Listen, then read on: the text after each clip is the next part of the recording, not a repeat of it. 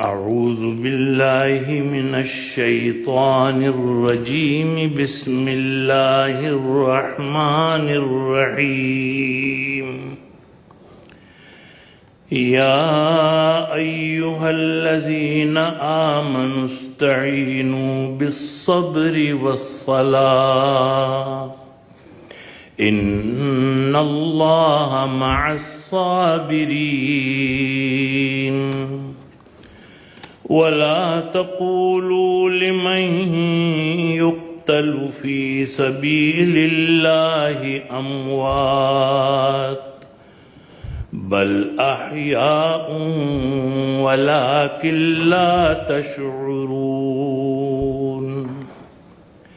ولنبلونكم بشيء من الخوف والجوع ونقص من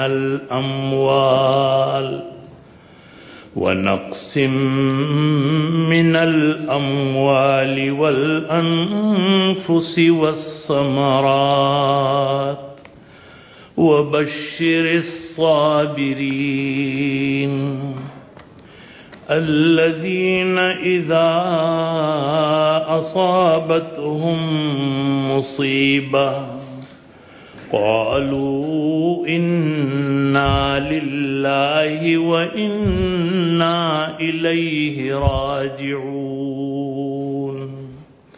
صدق الله مولانا العظيم وصدق رسوله النبي الكريم ونحن على ذلك من الشاهدين والشاكرين والحمد لله رب العالمين.